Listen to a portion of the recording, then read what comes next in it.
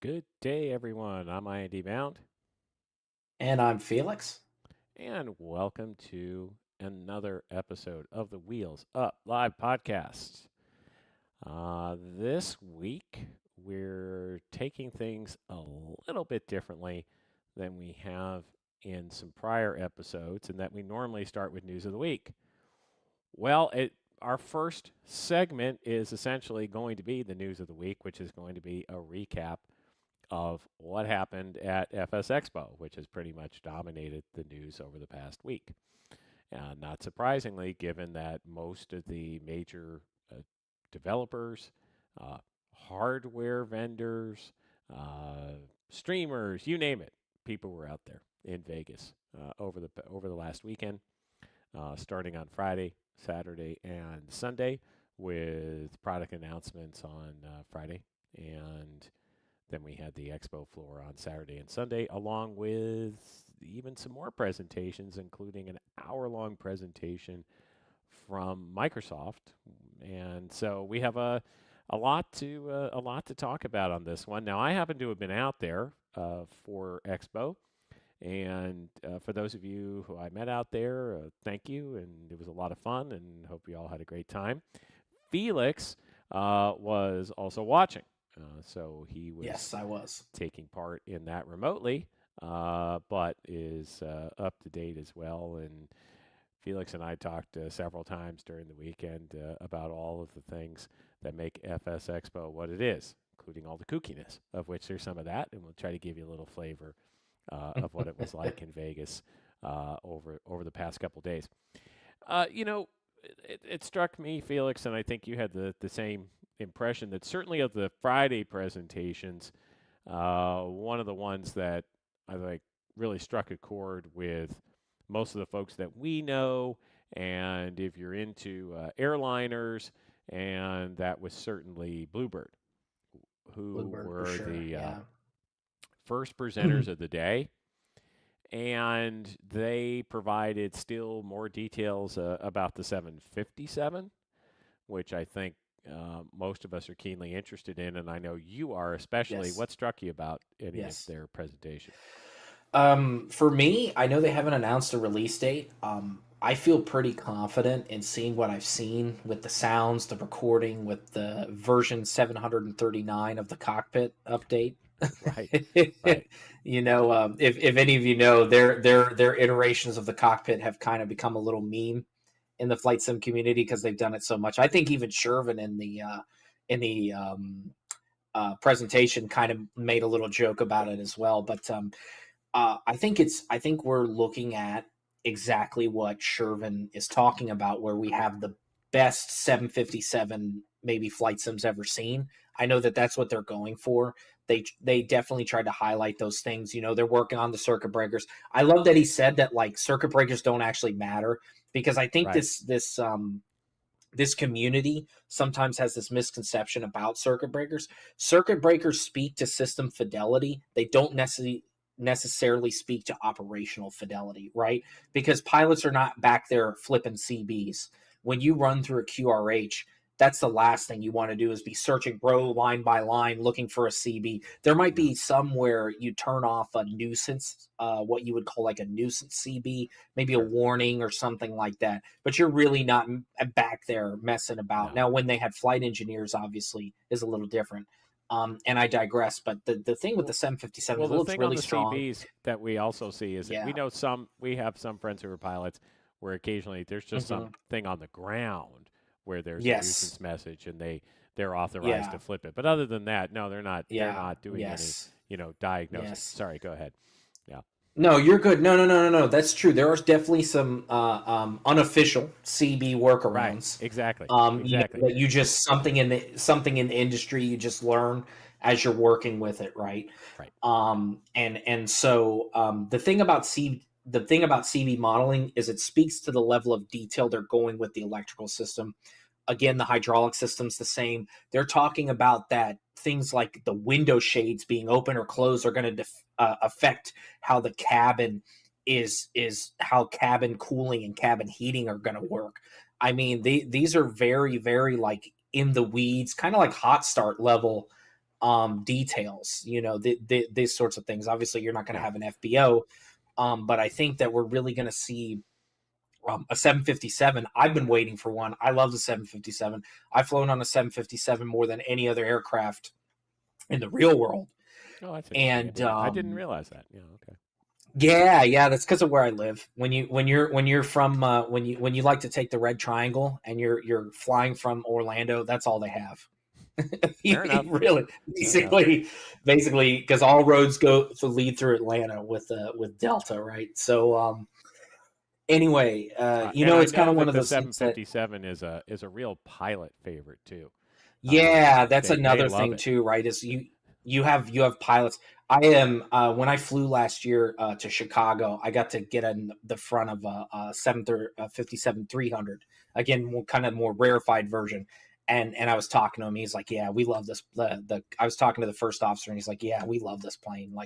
He's like, "It really is a joy to fly." Right. I enjoy every minute that I'm flying it, and so I think there's a lot of that. I think Bluebird has set the expectation, and so this kind of goes into more what we're going to talk about. With they showed off the 757. It looks really impressive. Yeah. My takeaway is I think it really is going to be this year. I think we're looking at a this year release for that aircraft. So I think maybe late Q3, sometime Q4. But I really do think that we're looking at a this year release for it. Yeah. My And then of course they talked about. No, Go go ahead. ahead. No, Go ahead. please go ahead. I was gonna say, and of course they talked about the 767 Yeah. in some detail as well. That's going to be a 2025 thing. Right. Again, I do like that they reference that they want to go back to the level D simulations, which is legacy product. I had it. I loved it. It really was a fantastic iteration of the 767-300 extended range. And so, yeah, I think I kind of like what they're saying. But then that kind of leads us into our next point, and I know you have a video about that, Right. Well, of let's hold something off they on that just for one. announced. I'm going to hold Okay. off on that for 1 second because there were a couple of other interesting things I heard out of Bluebird. Right. So your point about well, they obviously are not talking about release dates. They're careful about that. I don't think they really want to release until they're sure they want to release. I guess that's good. Yes. What also struck me was the growth of Bluebird. So they talked about how they started with about 4 people and now they're closer to 20. Yes. And they made it clear that they have financing and that they're here for the long haul. And I found that an interesting comment from a company that doesn't have a product yet. And you sort of wonder how the structure of that and the economics work, and maybe we'll be fortunate enough to have Shervin on and maybe ask some questions about how that all came about. But I did think that was an interesting side note because perhaps that may have been one of the reasons they felt confident about making their sort of one more thing announcement Apple style. Which we'll play the video for those of you who haven't seen it, and give us just a moment here, and we will put it on. Oh my God! Right, it's a nose. Oh, I did. I apologize, everyone. I turned the audio off. Here you go. That's fine. Technology is hard.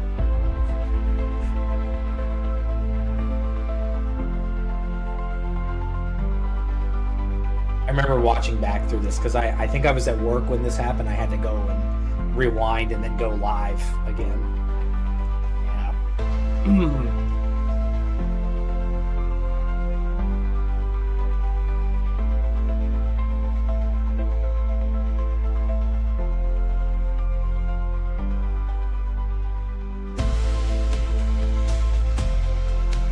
What is it?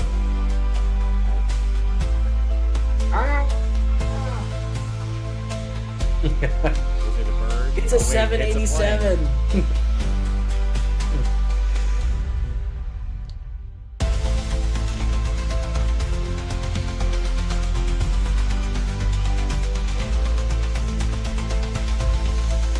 I can tell you, as we went around the curve here, this is when you start to get some movement on from the crowd. Yeah, because the engine chevrons, right? Like that's the dead giveaway that it's like. And Oh, then of but they're course the tail. sneaking a Max in on it. When the 787 first came out, I thought it was kind of an ugly duckling, and maybe it's because we haven't seen planes that looked like that, but it's grown on me. I think it's a really fantastic looking aircraft, just from that standpoint, right? It looks good. Yeah, look at this. This is really Looks good. sharp. Good looking. Yeah, it's 787.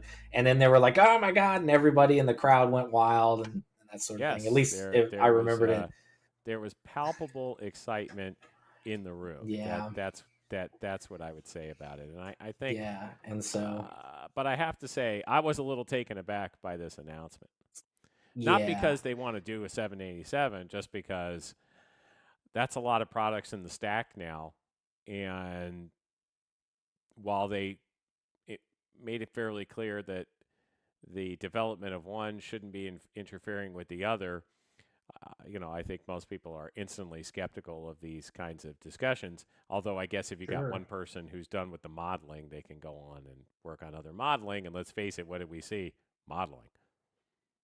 So Yeah, for there, sure. uh, I think it was a big like mm, I could have done without that, until you were ready for a little more. Um, I just think personally, like it almost felt to me like I think at this point, a lot of people assume that PMDG's quote unquote secret project that Rendazzo has intimated several times is a 787. You and I have talked about this. We've talked about it on my private server with so many people who are heavily involved in this industry that it just makes sense from just a lineup that they have, right? The 777, they want to do the sure. 77X. The systems are the same.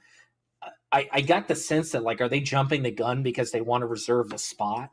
And I think we made this point too. But like, what's the point of that in this market? There's Right. three There's no thousand spots. A320s. Right. Nobody, there's no such thing anymore, right? Right. This isn't the FSX P3D days where the market was so much smaller. And we've been talking about that point too, right? Many times. And we'll get to And there that was with the more triple news on seven. that. Yeah. There was more news Yeah, on and that. and Yeah. and and, there was more news on that. We'll get to that, and I really kind of want to move on from the Bluebird, but I think my big takeaway is I'm excited for the 57 because I love that plane and it looks like they're going to do a fantastic job on it, but I think I could have done without the 787 announcement, not because I'm not excited about it, but because I think you're jumping the gun. And I got a lot of that sentiment for people I talked to too. Like you have three projects now that you've announced and Yeah. not one of them has released. And it's kind Right. of like that's cool, I get it, but let's have the rubber meet the road, Sure. and then we'll talk about, oh, your 787 is going to be fantastic and build up hype there, Yep. you know. And I have to say, I think it's a big jump from a 757, 767 to a 787. It's a whole nother world of systems Oh, in that's that that's case. that's That's another. Apple. That's an Apple Mac 2 to an iMac today. Like it's literally like night and Sure. day difference. Sure. Exactly. Exactly. Talking about some other presentations on Friday. So, Say Intentions was up on there, and I think that they made. I will tell you, they possibly made the biggest splash at Expo. Their booth was mobbed. I saw so many people's heads kind of nodding and kind of expressions of being really impressed with what they saw in their presentation because they have made leaps and bounds improvement on their product. And I think the thing that really got people asking, do I want to try this, is the price has been lowered. So it was at $29.99 and it's going to $19.99 a month because ChatGPT 4.0 price structure is good enough where they can adjust their price. And another thing I thought was interesting in that presentation was just how many different, uh, you know, internet-based services it uses to provide the ATC that it does. And they're also involved with Navigraph and some other people. But as a practical matter, the approach that they've take is driven entirely by your voice, AI recognizing it and responding. And that's a pretty tall order. And looking at the product over kind of the last few months, I've thought I'm interested in trying it, but not at $30 a month. At 19.99 a month, $20 a month, I'm thinking more and more about it, and they had an offer for $5 off for the first month. So I think that there's, for $15, it's worth a shot. And I think when you look at how that goes with Beyond ATC and the different approaches that each of them are taking and how much progress each of them is making, it's really interesting. One of the little bits that he highlighted at the presentation that, as it turns out, was kind of an afterthought. He didn't think people would be that interested, but in fact, people are fascinated by it at the booth. Was that because of the way it works, it's quite flexible on picking up an IFR plan in flight. And if started on VATSIM and you're over on Unicom and you're bored to tears, you can hop over there, pick up the flight, and you've got controlling again. So, I mean, how that would all work if you're going to the end point or something else, who knows? And there's a controller, but hypothetically, you could cut back and forth pretty easily because you could just stop talking to say intentions whenever you want to. So that definitely made a big splash, and their booth was very busy. Um, the other big Friday announcement, from my point of view, was Navigraph. Yeah, What we that saw was a pretty there wild. was, they're coming with uh, online ATC traffic awareness. So you will be Thank seeing the goodness. planes in the application. Uh, that's going to include at the ground level. That's Uh, fantastic. and Yeah. so, you'll be able to see where people are parked. You'll be able to click, they'll be interactive. You should be able to click on them and see what route they're on, just like you can in some of the other flight tracker options that are out there. Yeah. And I think one of the things I suggested was perhaps that, in addition to that, if it says what the person's route is, it might be nice to have the links to the charts in case you think you're going to get the same routing they are. Say if they're going to the same destination you are, you just want to, hey, I'm not familiar with that one. I want to look at it. Yeah. So Sure. Navigraph continues to prove their value over and over and over again. I mean, there's Yep. nobody that competes with them, and yet they are perpetually innovating, and we are all the better for it. And that announcement Which when he is showed rare in that, any space. that's right. And Yeah. they brought, I believe it's 26 people to Expo. Yep. They're serious about this. They care about this. They want to hear from you. If you have ideas from them, make sure they know about them. But it was pretty impressive turnout and a very impressive presentation. Yep. Obviously, the other 800-pound gorilla was Microsoft and Asobo, Yeah. who were one Hundred there percent. once again in force. I really appreciate that. The fact that Jorg and Seb come and spend a lot of time talking to people. They're reasonably mobbed, as you might expect, plus they have actual meetings and other things that they're doing. But on Saturday, they gave a little over an hour, roughly an hour presentation Yeah. talking about what's going on with the sim and breaking down the same trailer video from the Xbox game showcase that we broke down the other day, but in even more detail. And I don't know, Felix, I know you watched that one, right? I did. What Yeah. was your impression of that? I think Asobo is, I mean, beyond like the things that they're going to add, them breaking down the trailer. I think it was really nice to hear and see kind of what they're trying to do, what they're looking to do with the sim. I really think they're trying to give the single player or the casual user a lot more reason to use the game. Yep. And I say game because they all are. I'm sorry. I know X-Plane Right. people are Call it whatever gonna. you want. Right. Yeah. It's a video game. You're doing it at home, but anyway, I think a lot of they want a lot of simmers, maybe the more casual end, to have reasons to get involved with the simulator, right? So we're talking about things like the air tractor, like the firefighting, right? Which I think is cool. I think that's really cool, actually, in the effects, and they were showing off. The biggest takeaway for me was, and I know we're going to talk about this, but just how many people are involved on the scenery back end with Gaia. It's I mean, amazing. that was just like, whoa. Like Yep. I'm over here, like I know their team is large, obviously, and they're and it's a huge team, but at Asobo, I should say. I didn't know Gaia, who does, I guess, all of the world updates and everything like that.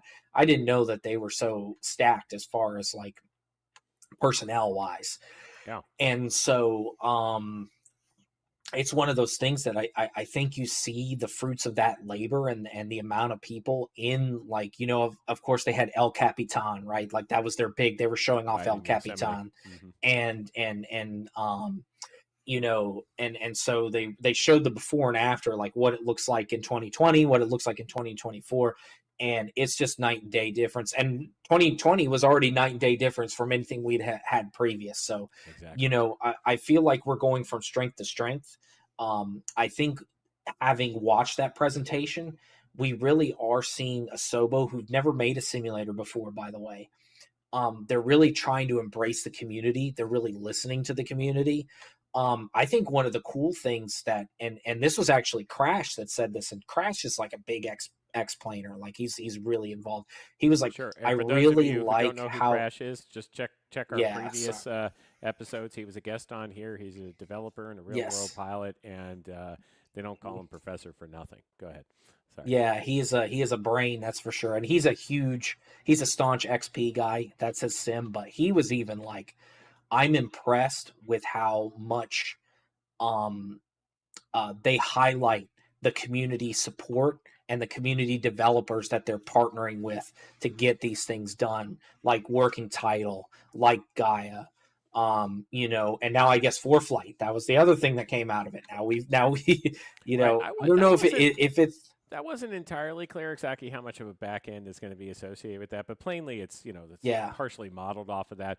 But there was also mhm, Orbex and any builds yes, yep, and even the flight sim replay tool that a bunch of us use yeah, that that was a that was Fabio a develops. shock, that, Right. and we were like, finally, because that Right. the Everyone wants Microsoft replay. one, no, no, and we all do, we all want replay, Yeah. because the X Plane one, to speak about that, it's worlds night and day difference, Yep. how much better of a tool it is, Hell, the one in you P3D know, is better. So yeah, yeah. Well, a couple of other things that struck me in that presentation.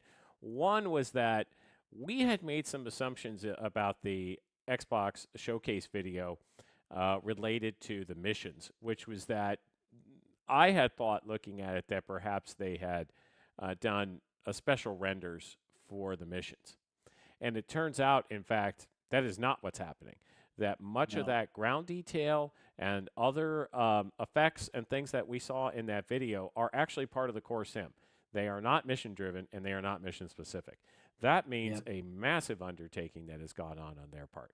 yeah, It is really something to see as to what they have accomplished with that. I also had missed that there were some different cloud types in the newer version.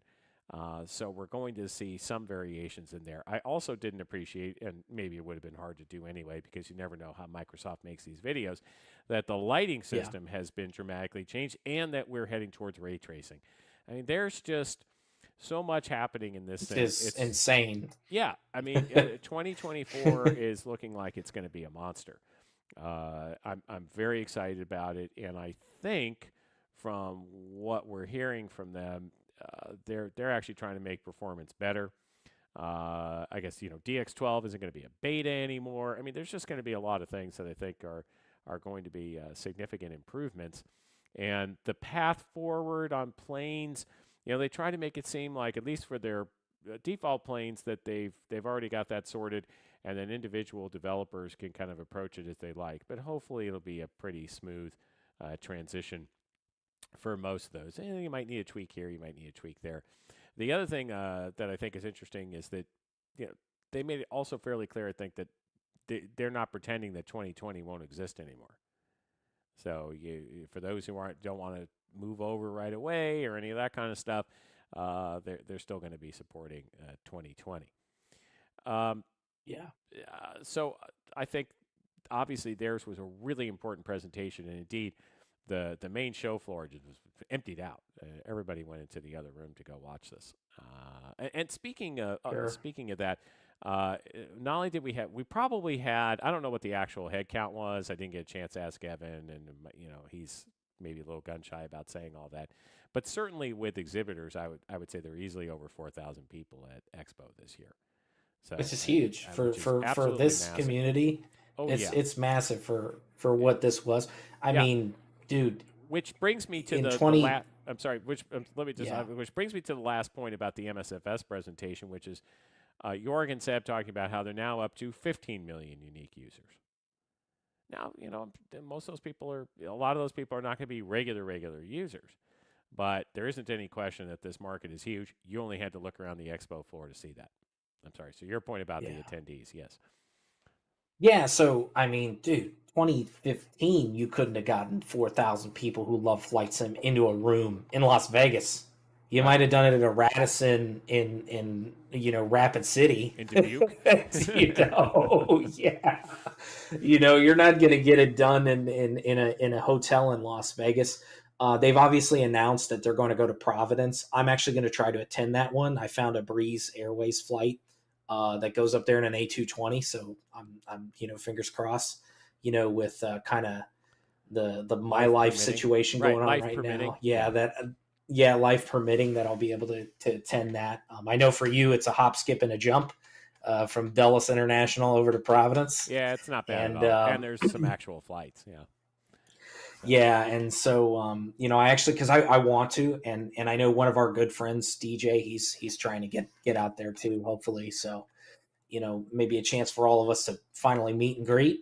But no, I was blown away by I was blown away by all the not all of them, I should say. I think there were ones that were kind of like it seemed like as you said, this was kind of the year of the AI, right? So we talk about yes. say intentions, but it seems like AI, we talk about how AI is kind of becoming very pervasive in our lives. It seems like in flight sim that we're having a lot of especially these ATC related services Yes. come into play, right? I think it was Eagle Dynamics. It was either oh my god, I'm forgetting if it was Nine Line or it was Nui that said these are two of their community guys out there for Eagle Dynamics. They were talking about how in DCS, which is the combat flight sim, Sure. that like pretty much only 80% or 90% of their users are no, excuse me, only 20 or 10% of their users are multiplayer based online. Hmm. And so like 80% of their users are single player based. We know a fair amount of people in this hobby that's all they fly. They won't Sure. go on VATSIM, for whatever reason. And I'm not trying to dog anybody who does that. I No, there's just lots think of that, times I don't fly in VATSIM. I don't have yeah. And, time. and so I I can't think be a lot of bothered. people, There's nobody on. I didn't Whatever. do VATSIM. I didn't do VATSIM for the first, I guess at this point, Like 18 15 years, right? years, Yeah. 19 years Right. of my flight simming. Right. I did everything single player solo. So I think there's a massive opportunity. People Yeah. want that level of realism. They want that kind of feeling, but some people, maybe it's they have they're calm shy. I know that's a big thing. People don't want to sound stupid on frequency with a bunch of other people. Right. If only I they sounded actually stupid listen to all the VATSIM. time. Right. If only they actually listen to Oh VATSIM, my they'd soon gosh. realize that they'll be just fine. Anyway. Yeah, they'll be just fine, right? They'll Right. probably do better. Right. Probably. And so they'll probably do better than a lot of people. But my point is, I think we're starting to see that Asobo is listening to the community. I think that's one of the big takeaways is that 2024 is building strength to strength of 2020. Yeah. I know you were there at X Plane. I know you said they kind of had a little bit of a lackluster presentation, but Well, they had it was quote kind of unquote. here nor there. Yeah, they had the keynote on Friday, but I don't think Yeah. I don't think they really caught anyone's attention. I think where they are with 12.1, they indicated there's a lot of stuff coming. That's great. We'll see how Yeah. that goes. I will say that Austin was there, which I think is Mm-hmm. great, and it made itself available. A lot of the devs were there. A lot of the key people in their organization were there, and I think I told Felix, but everyone, I purposely signed up for a workshop that Austin hosted Yeah. on plane maker with the Mm-hmm. next plane. Not because I expect to make a plane, but because how could you miss an opportunity to hear Austin talk about making planes? And it was a little bit funny because, as I told Felix, I said, But he was low energy, Austin, on Sunday Yeah. morning, which is hard to imagine, right? For those of you who've seen him, but as he Yeah. said, well, we might have been out a little late and we might have had too much to drink, but after some coffee, and by the end, he was everything that you expect from Austin, and it was a very good time. But just as a practical matter, I would say, X Plane continues on. It definitely has its adherents and fans. That was evident there too. Plenty of people at their booth, but it's hard. It's hard these days with Microsoft. I mean, if you just look at Dude, a X-Plane is not going presence, anywhere though. yeah. But if you look at the I presence at Expo, there isn't any question who the big dog is and who the Yeah. alternative is. Yeah, that was evident. Sure. I've always said you should have multiple sims anyway. I agree with I that. think the other thing is the AI piece of it, Yeah. and I also think that that's a key takeaway. We also had the announcement for the 727. There, so Yes. that was Well, another thing. There were a lot of aircraft announcements there were. this weekend, which of course there should have been. This is a good time to announce it if you got an aircraft going on. Absolutely. Or And anything else, really. I took a few pictures here that I thought I might just share with you all. So this is not from oh, look at this is that. on the way to Expo because who doesn't like a nice MD-11 photo, right? Especially since Yeah. let's see here, one, two. Oh, I think we only have 2 days left before the TFDI MD-11 is officially launched. For those of you who are in the collector's Yay edition, for those people. and you know who you are. Felix and I are right in there, and we know a lot of the people in that group, and a lot of them were at Expo, by the way, and they're Yeah. chomping at the bit. And I will say, TFDI was there. It was great to see Colin and Fabio, and hopefully we can have them on here soon. And no, Uh, Colin, I am not. I don't hate you. I'm not he mad at knows. you. You want to say that Yeah. publicly? He knows. He's good. Yeah, Anyway, we I had a little do. I want to MD-11 get show. that. I want to clear the air. Yes. So this was over at BWI. But meanwhile, so out here on the expo floor, one of the things I was going to tell you is that there were a lot of booths set up with VR. I think as a percentage, perhaps VR is growing, or they're trying to get people into it. For myself, I'm a little too prone to motion sickness for VR, but there were a lot of people sitting around VR booths, and indeed, well, here's the X-Plane booth. As you can see, it's a nice little booth, but relatively small. Um, I'll show you here in a minute. I apologize; these photos are not in any particularly great order. But there were a lot of hardware vendors there. This is an interesting one. These folks make the panels you see here, and then what you do inside the panels are LCD screens, and they run Air Manager. And these are all kinds of different GA panels. And I'll tell you, the look and feel and touch of these things is really good.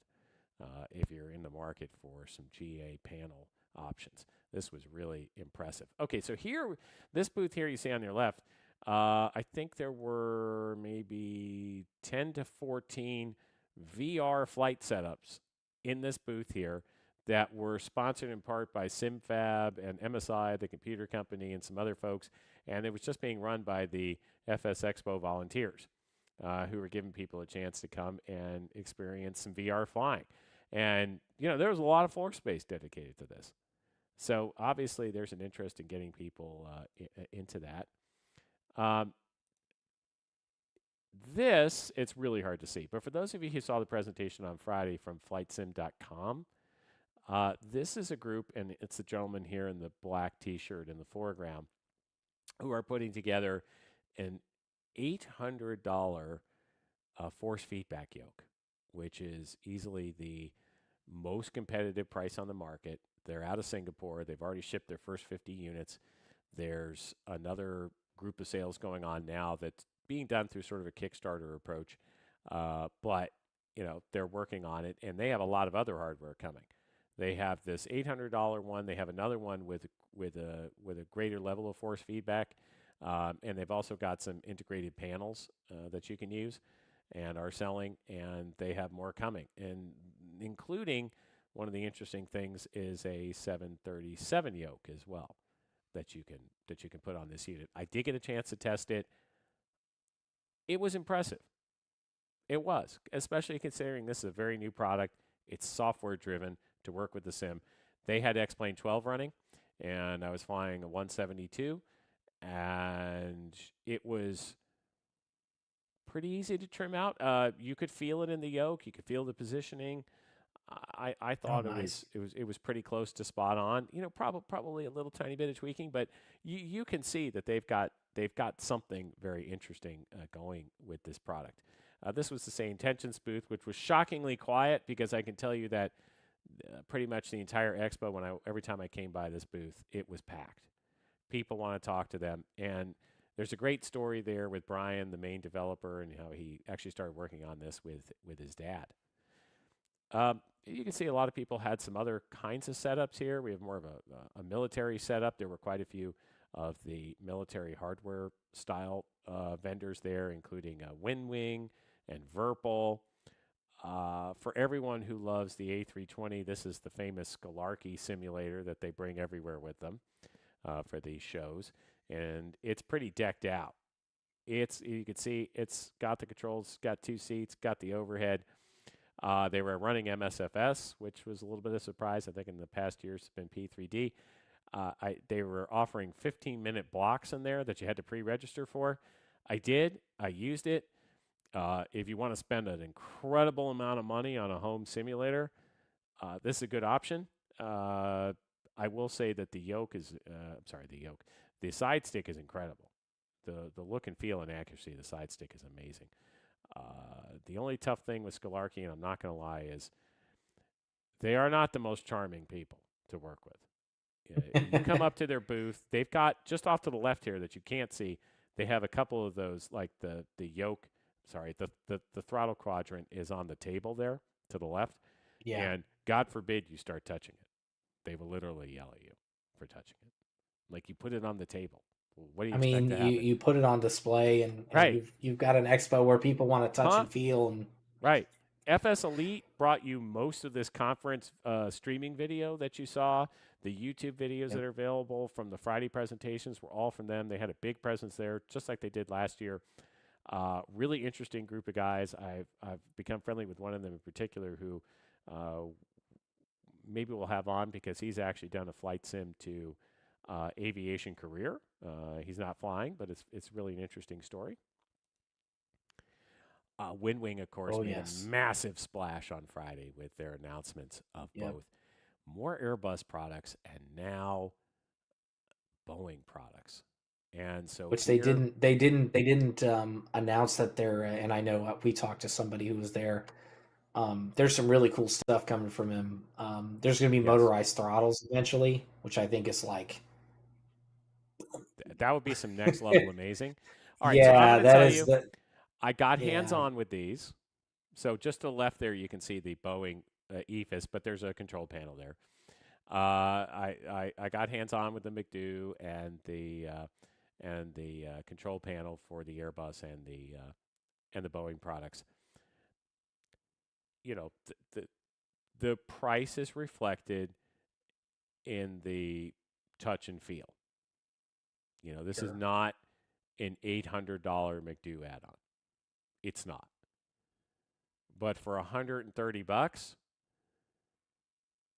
this has got to be one of the best bargains we've ever had in flight sim. Oh, it's day one for me. I've already the MCP and the CDU are that's a day one for me, 100%. Yeah, I Because of the mean, price point, I don't at the current right? Who time can have the argue? money to, yeah. Navigraph is there, as I mentioned. Big booth, major presence. Very interesting group of people when you stop to talk to them. One of the little Hey, activities, FS Expo has activities as well. There's not just the show floor. This is on Monday. I went on one of what I think ended up being 8 tours. It's separate groups because it can only be so large that they organize on Friday and Monday to go to the Traycon and Las Vegas Tower, just over at the airport, a few minutes away.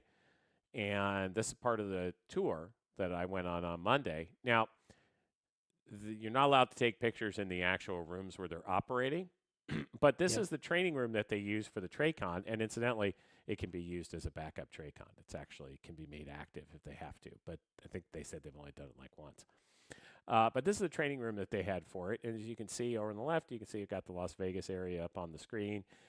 They've got some simple stuff above, like weather, at the different at the different airports in the area, and they've got some layout for the airport, and they've got their control box that they can use to dial in frequencies. And interestingly, in the above, you can see these things that go around up top. There's like these little hangers. That's so someone can run a cable, so like a person who's standing behind them in a situation, or maybe who's working with them on a simulation, they, a training piece, can hook in their cable so you don't trip on them.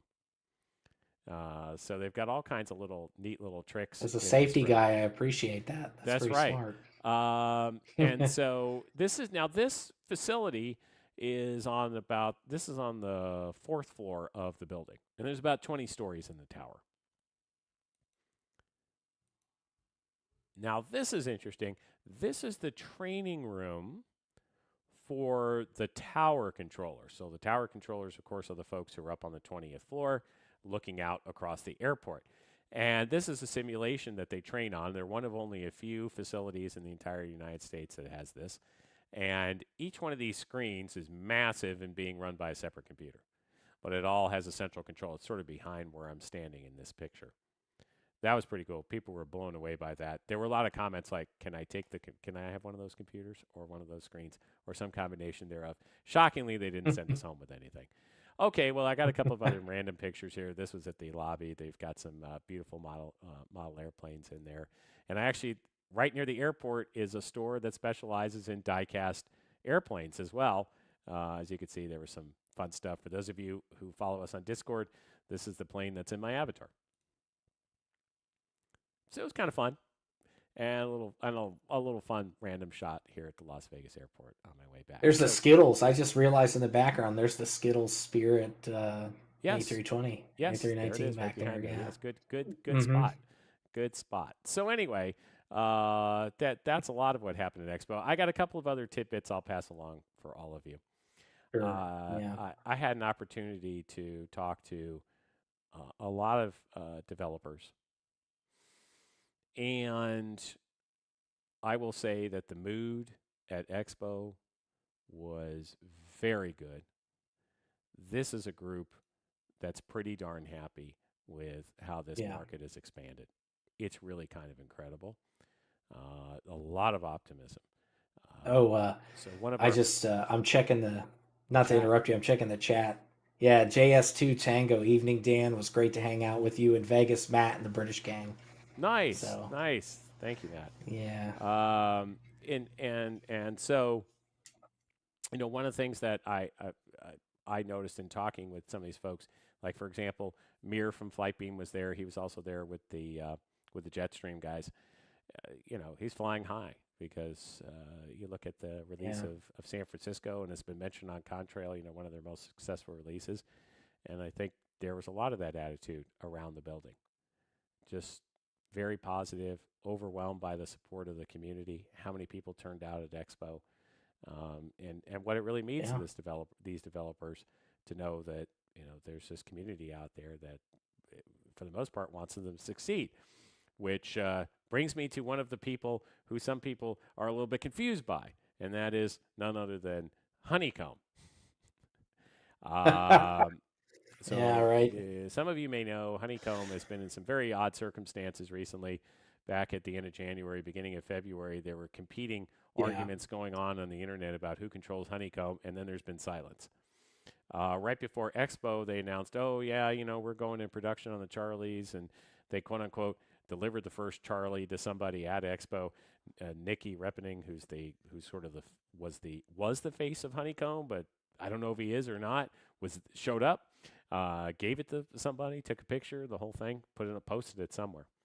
But I happened to run into him on Sunday afternoon, evening, and I don't know, there was a couple of us, it was a little group, and we started chatting. And Nikki is a marketing guy for sure, 100%, and he's wildly confident that they're coming back. Well, who knows? It's really hard to tell. There were some things that he said that were positive. He happened to be with another gentleman who his interest is a little bit different than Nikki's, but he's been working with him, and that's somebody who is trying to get flight simulation tools into schools to get kids interested in aviation so more people get into becoming actual pilots. It's a program that Honeycomb had been working on prior to all this craziness. I know this fellow would like things to sort of return to normal, and he's coming from a completely different background. And my impression is that he has worked very hard to try to secure a path forward for them. We'll see if that actually happens. Uh, I think we have some months yet to wait until you see something on paper. And I would say until you see something on paper and until you see 6 months of real progress, particularly on customer service, which is something I emphasize particularly to Nikki. They've I wouldn't run out and buy your Honeycomb just yet, but there is hope out there for those who want it and for those who own them and are hoping to get support. And Nikki reported that only one person told him that he should be in jail. So that's not too bad. I came to Expo and only one person told me I should go to jail. I guess that's a good day. I don't know how you rate that, but for me personally, I don't think I'd be that excited. Anyway, a million things happened at Expo, but I will say we're also hopeful that some of the people that we had a chance to stop and talk to may also come on and talk more here. So we'll see what happens. Sure. We're working hard on that. We're hoping. Yeah. All right. Well, I don't know. I heard some other minor issue happened this week. Yeah, it was a small thing. thing. Did you hear about that? Yeah, I heard a little. There we go. Yeah, I'm changing it as we speak. There we are. Ta-da! Yeah, a little small little ripple in a big pond, Right. Well, Felix, you've been around for most of PMDG's major releases. This 777's out. I would say more actively recently, yes. As a kid, when my mom got me quotes, and that was kind of my first experience into that product. The hobby was different, right? But like, I've never seen anything like this. We both moderate on unofficial PMDG Discord. Yes, we do. And it was a madhouse. It's a little bit still like a madhouse.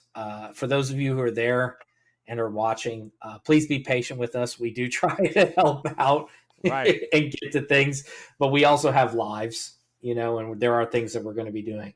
And we're also unofficial. So we are doing that on our own time, on our own dime, and just trying to help the community. Right. But with the resources regardless, that we have available, Yeah, with resources we have available. Right. My point is more so that, excuse me.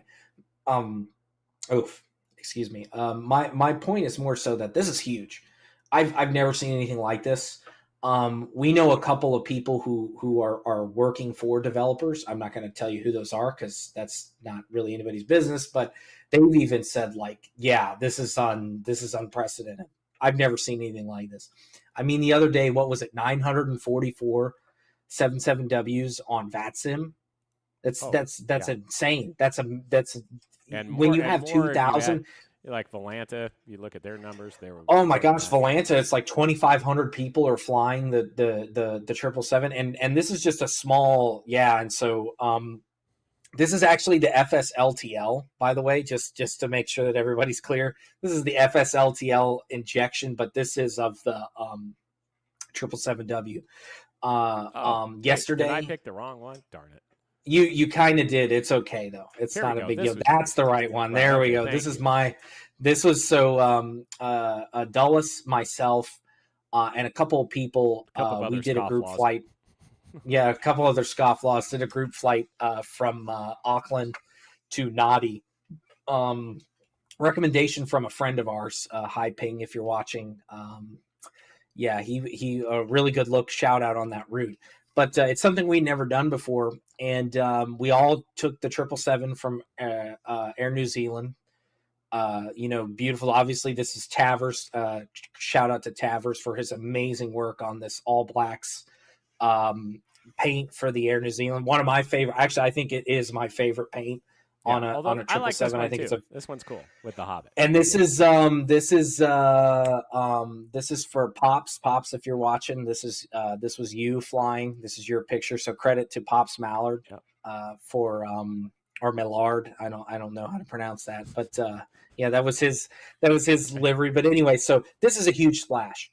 I mean, it's people are talking about it. Other developers are talking about it. Hell, Any Builds had a sale, and so did Vertical Sim, and several other people, Contrail. All related around this. Just the release of this product. Yes. And we've all been waiting for it because obviously it's a 777. Obviously it's PMDG. They have pretty good street cred. I know there's a really kind of there's a not small anti PMDG contingent that's out there, but a lot of people were anticipating this. Yeah. And also, it's our first true intercontinental long hauler for Microsoft Flight Simulator 2020. And I think that was really the big deal. People have been waiting for this for 4 years. And so, and that yeah. anti-PMDG group, they all bought it too. Anyway, yeah. So it's gold adage, right? There's two kinds of people. There's people who bought the PMDG 777 and people who lied about not buying the PMDG 777. What we know, obviously, PMDG isn't telling us sales numbers, but what we know for sure is that they were utterly overwhelmed. That they had planned for a release on a scale that plainly was smaller. That's right out of Randazzo's mouth. We've seen lots of estimates that suggest they sold, 6,000 or more copies in 3 minutes.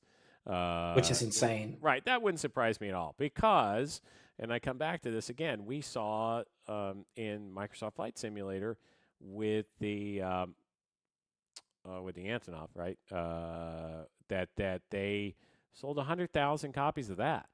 And that was not the most anticipated release.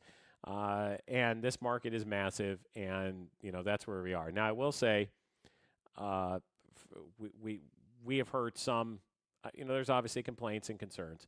One of the things that we've definitely seen is that the WASM crash issues continue to be, frankly, a very serious problem for PMDG, probably for other developers too. I know they're working actively with Asobo to fix that. That's good because.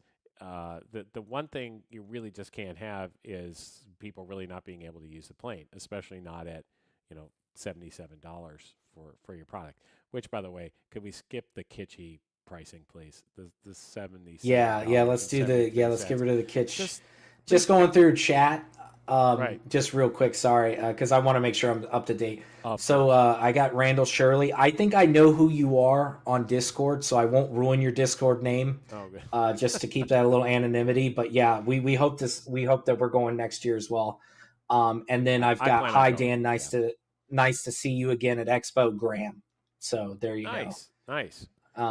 It's nice to see that people are following us. But as far as the 777 goes, we can get away from the kitschy pricing because, and here's the thing, we're guilty of it because we're voting with our wallets, right? I paid $77.72 for the 200 ER when that released on P3D. I did too. And I did it again here, right? Well, but I'm going to buy PMDG, it. can you spare the wallet, please? Can you spare the wallet? Even if you don't want to spare the wallet, can you just round up so it doesn't look so goofy, please?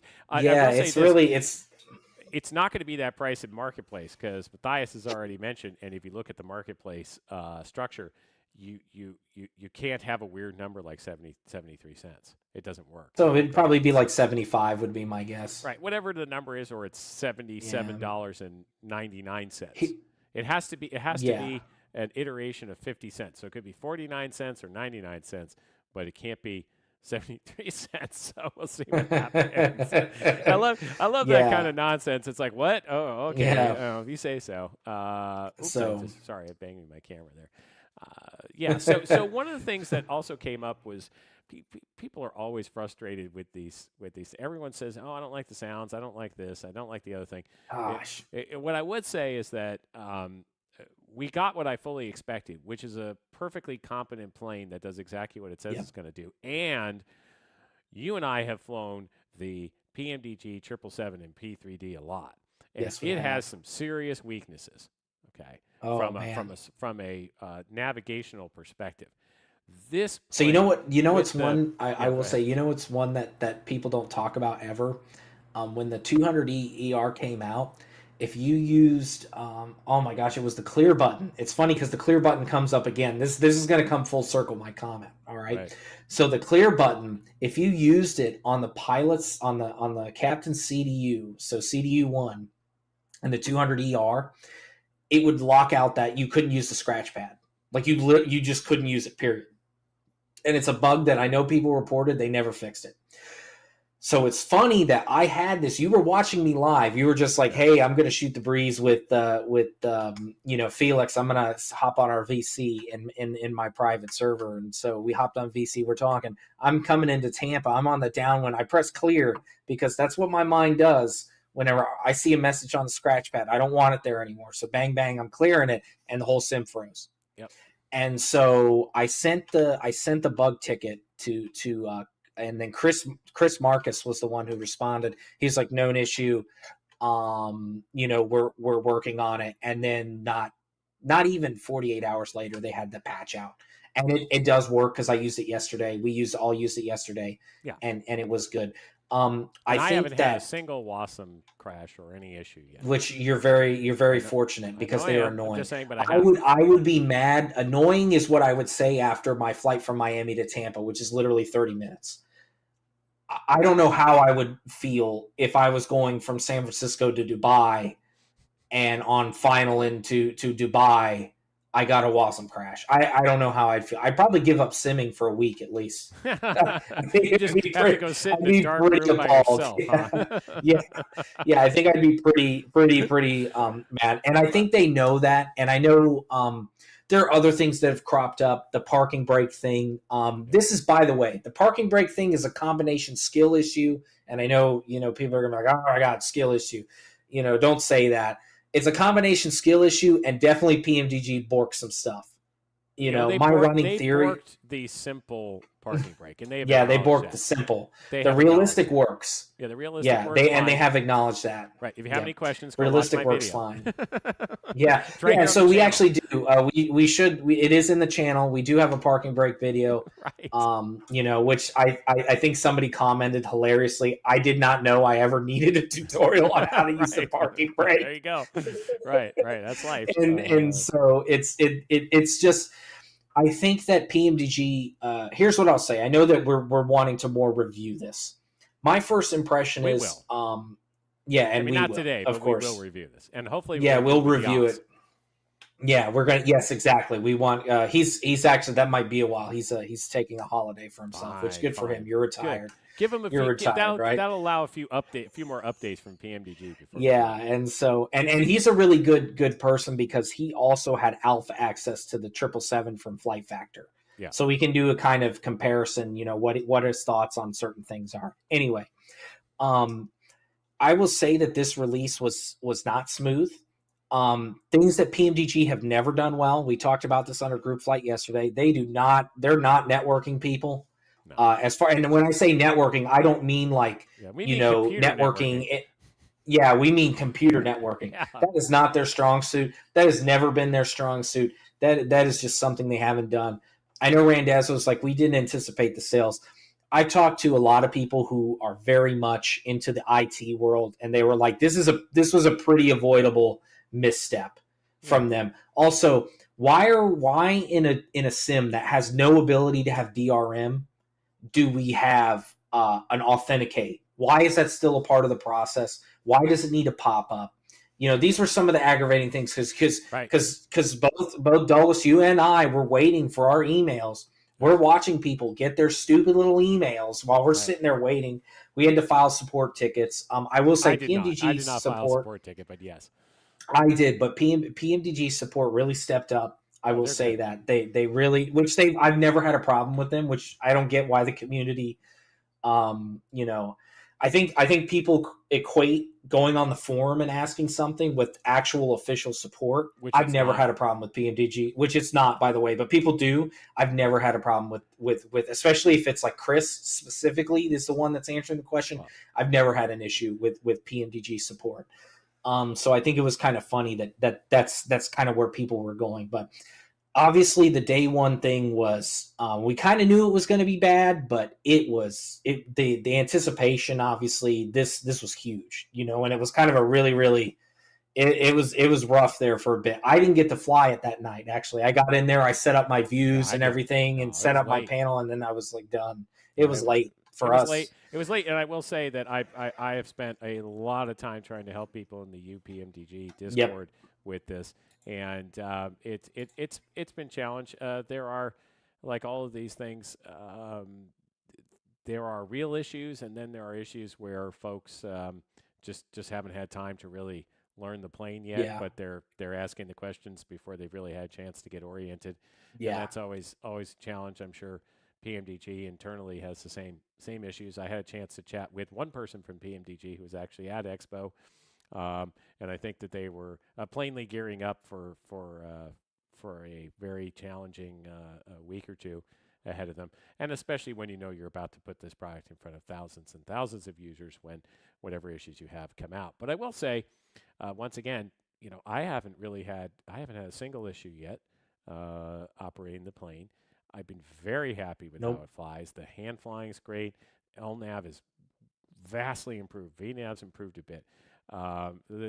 The little creature comforts are coming along, and I think we're really getting somewhere. Now we right before we came on, we thought, boy, it might be fun to have a little video because we have some screenshots. Yep. And Felix had the great idea of doing a shot from the cabin to kind of Yep. give a little bit of the fun feel of the sounds and look at the wing and some things that are maybe a little different for PMDG historically. So we made this video. I think I'm going to go ahead and make it full screen for all of you to see. Oh, let's get the other thing off here. Here we go. And let's make sure the there we go. Now you There can we hear go. it. Some sounds. This is a Flight Beam San Francisco. SFO Captain's Edition, obviously. Thank you, Mir. Good stuff as always. Yep. I really look at I love the flutter on the flaperon here. Yep. These kind of nice little details here. Kind of forgive that this was a pretty last minute thing we did, so it's not going to be Yeah, I literally perfectly put this polished. together about 5 minutes before we were live. Yeah, but look at this wing flex here. That's a really, really natural wing flex here. You can kind of see as the wing, especially around the tip, is starting to generate lift, which, by the way, is by design on wings.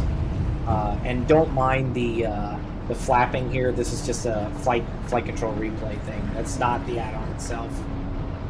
Yeah, flight control again. replay can be a little challenging to use. All right, see, there we Yeah, go. and And it even so- paused for us, so there we go.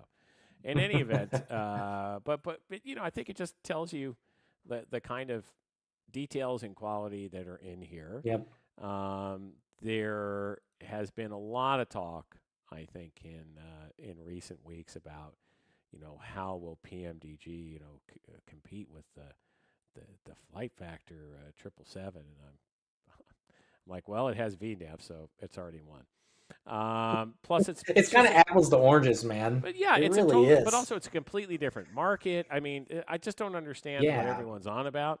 I haven't had a chance to use the flight factor. I may not, just at the moment. I'm not using a lot of X-Plane 12, but I mean, I've been waiting for this Same. plane. You've been waiting for this plane. Yep. I'm very happy with what I have in front of me. I've flown it a number of times I'm now. as well. More importantly, I've spent a lot of time helping people with it, and it does what it's supposed to do. Yep. But you got to It really learn the does. plane. You must learn the plane. It's not going to. This is not. Again, the automation is excellent. It's Yes. a different plane than like the 737. It's much slicker, but part of that Yes. slickness is understanding how it does the things that are very slick. Yeah, And exactly. if you don't take the time, and you just, as one of our other moderators correctly pointed out, you just paid $77.73 for an add-on. Maybe you want to spend a little bit of time getting oriented before you throw up your hands, because the plane, I promise the plane works. I mean, except for the WASM crashes. Except for that. Yeah, Right. yeah. Except for the WASM crashes. I think one of the big things that, and by the way, if you have a chance, because Matthias put this out, and I actually did it. So he actually put it on All Call as their marketing guy for some feedback. Yeah, I did that too. On and I did that. And my big thing was I really think they need to vet who streams it. Because and we're seeing this a lot more often. No offense to those streamers out there, but when you can tell when somebody doesn't even maybe know what they're doing, and I'm not expecting a type rated pilot, No, of course Okay, not. that's There's fine, very few because of those. at the end of the day, they would talk your ear off. Like, Captain Al is great. We both love the 747, but you can't have that guy streaming a flight because he's going to go through and talk about, why the flight director pitch changes at 80 knots and all of this Right, kind of stuff. And right. nobody wants to hear that. Well, I shouldn't say that. Not a We lot do. of We simmers do. are, we do, but, and I'm not saying we're better than anybody in that sense, but we do like to go a little bit Better? more in No, it's depth. not a question of better. It's where our No, for interests lie. sure. It's not a competition. We Right. yeah, it really isn't. But No. I think that, you really have to vet, because if you look at somebody like a Black Box, I specifically chose to watch his stream, not because he wasn't going to, I already knew I was going to buy the product. Sure. Me too. Okay. There was no question. Like, I was going to spend the money to get the product. Okay. That was going to happen. I just wanted to see what had changed, what PMDG had said. Hey, this is where we are. Previous product. This is what we're looking at now. This is what we're going to do now, and what we're going to do moving on into the future.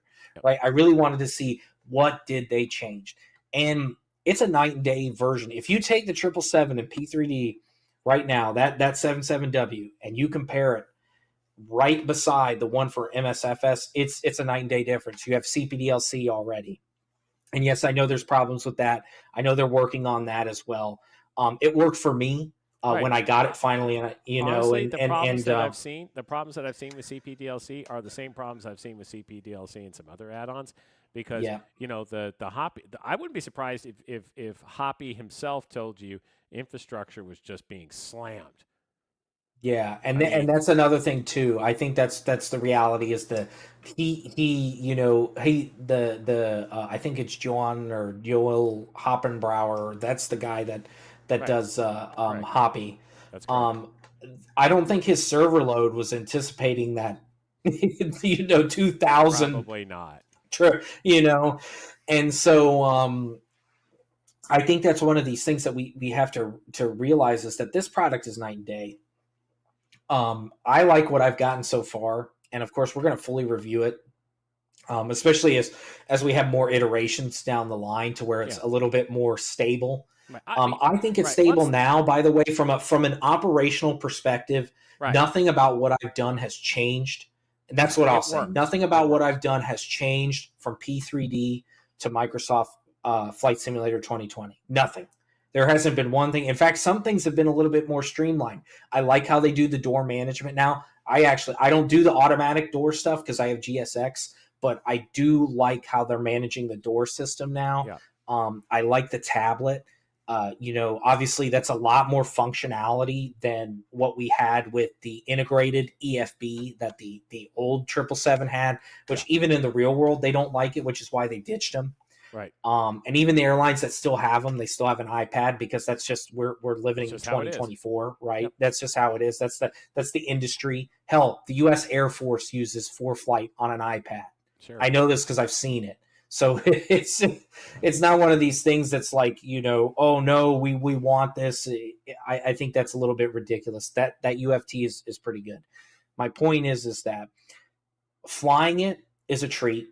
I know the sounds could be better. There are things about like the cockpit when you take off, I think that's a little weak. But other than that, like you heard that video that Dulles just put up, dude, those sounds are really, really good from a cabin perspective. Yeah. You On and a I discussed takeoff, maybe right? the engines would be a little louder in the mix.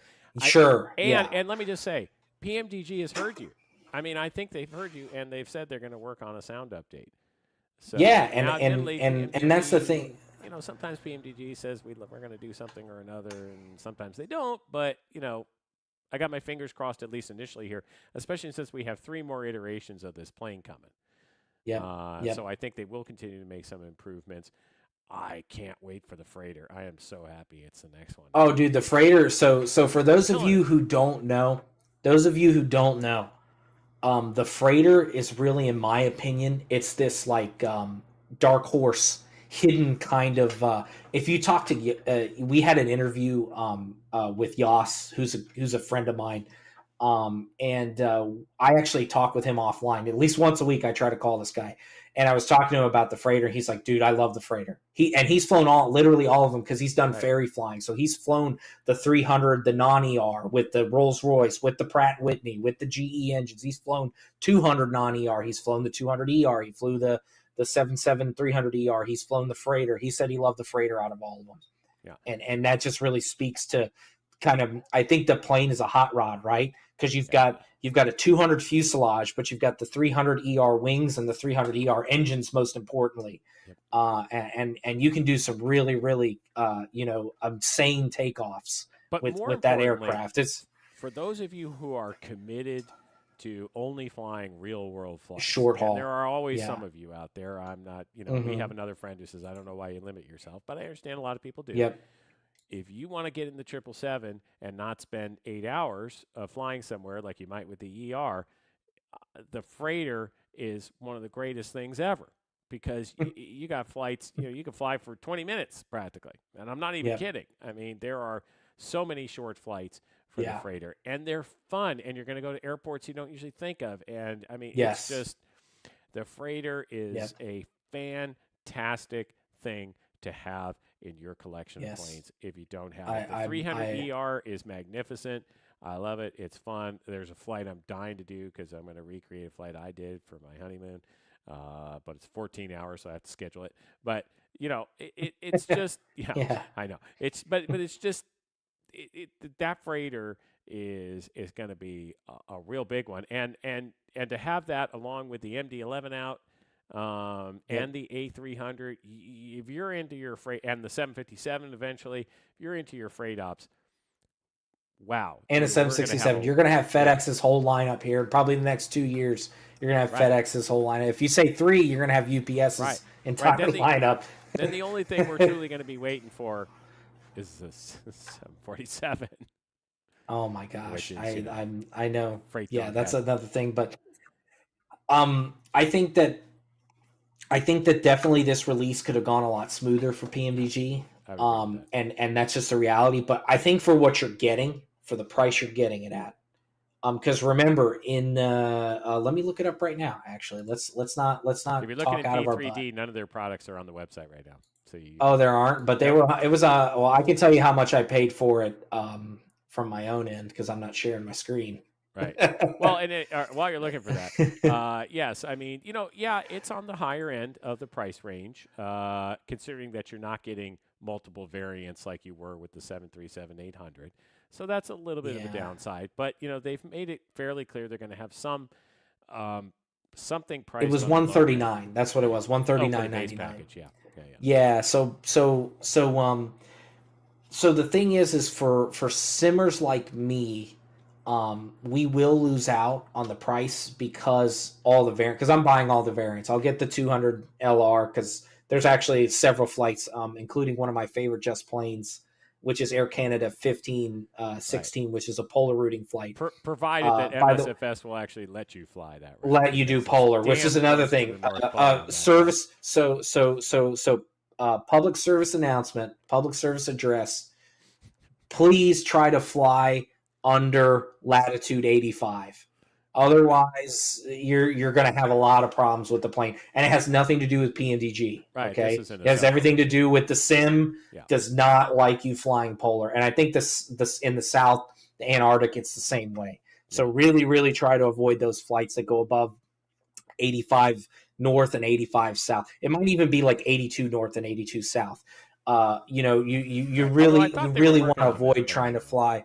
If you look on SimBrief and you see the routing, just make sure that your routing is going to be below that. Right. So especially if you're going to go offline, that's how I do my cruises, 14-hour flights. I'm not sitting there the whole time. I wouldn't expect anybody to sit there the whole time. The real pilots don't sit there the whole time. So, just to make sure that, you're crossing your I's, dotting your T's, and you're going to end up, on the other end, whole and not in the ocean somewhere or on an iceberg. Right, exactly. But anyway, I think this release could have gone smoother. I think there are things that they could have done better. Cockpit sounds are kind of the thing. The WASM crashes. This is not something that is unique to PMDG, though. WASM crashes have plagued. It's been kind of their. It's definitely been their kind of like 800-pound elephant in the room, right? Yeah, it's been their Achilles heel. Definitely, and it's been their Achilles heel of these. Yeah, the 737 was plagued with them as well. exactly. And Well, so, actually, by the way, there's another PSA which apparently, and I can show you the picture maybe next time when we review it. But Matthias Koch has put a wanted poster out for WASM crashes to the extent that they will give you a 777 freighter apparently if you give them it's and the caveat is it has to be something they've never seen before. right, and it's So under if the you P. if you give them and you do the cab file and you do all the things you're supposed to do as far as doing a support request, if you do all that and it's a brand new WASM crash and you find it, apparently they're gonna give you a 777 freighter. So this is how serious they're taking this WASM crash thing because they know that in an airliner with this kind of range, that WASM crashes can be a huge showstopper, Right, right. for them. Yeah. So Well, I think as we've seen here, once again, PMDG has sucked up a lot of the air despite everything else that went on at FS Expo. yeah, But good for them, and I think yep, ultimately for all of us. And I think we've run a little long as we often do, so sure, perhaps we'll wind it up here. But as always, we're grateful for all of you who've come and stopped by and engaged in the chat. yes, We look forward to talking to you all hopefully next weekend to talk yes. more about, of course, what everything going on in Flight Sim. And if you have any suggestions or ideas or comments, please let us Perfect. know. Yeah. If you haven't already subscribed, please subscribe and give us a Please thumbs up. subscribe. All the usual YouTube stuff that helps us Learn how along. to use the parking brake in a 777. Right, go We check got out that that there too video if if you you want want. that. Yep, If yep. And I that's your thing. appreciate those of you who've gone to look. Oh, by the way, Felix and I are working now on Yes. our sort of game plan for a set of 777 tutorials. Obviously, Yes. there are some out there, but we're hoping we're gonna take maybe a little bit of a different approach Yes. for those who want to Yes. who perhaps dig into this in a little more depth. And I saw that he was in the chat, but Yas, I would like to talk to you because we want to talk about maybe a little bit of input from you on some of this stuff. Maybe not necessarily, you being there with us to record them, but we definitely we'll want some feedback. So, other than that, by the way, any feedback is much appreciated. As far as the content here, we are looking to grow it. We're looking to see what people like, what they don't like, what they could do without, what they want more of, right? Sure. And so we're definitely open to suggestions or constructive criticism. Please don't say hey you suck because that's just that's not going to work out for you. So That's funny. you know it's and other than Also, that, yeah, yeah, you can yeah, go find it. I ahead. mean, most of you probably know us somewhere on Discord. Please find us there too, if that's Yes, easier, and we'll as look at well. any comments you put down below. And I think we also said that if we get to 100 subscribers, we are going to look at opening our own Discord because I think that is something that people have talked about. Yes. Just a place where we can kind of put what we're doing, and that's a pretty common way. We're on Discord pretty much almost exclusively anyway these days. I know that I stalk the forums a little bit, certain places for little Yeah. tidbits of information. I know you do as well, Yeah. because some people are still that's how developers are operating, but mainly it's going to be on Discord. So we get to 100 subscribers, we're gonna open up our own Wheels Up Live Discord. We'll at least look into it, see what Yes. we can do, and go from there. So I don't really have anything else, man. It's No, I'm glad you had a great time at Expo. It it seemed was fantastic. we talked, we debriefed about it, and I'm hoping to get there next year, life permitting. Right. And we thank all of you guys for the support. We thank, Yeah, and Dan, excuse everyone me, who found Dulles and me I at are just Expo. doing this kind of for fun. Yeah, and everyone And who found me at Expo. Thank you. It was nice meeting yeah, everyone. Really appreciate it. Yeah. All right. Well, we're gonna wrap it up here. wrap it up, That's what they say. ship it out. Exactly.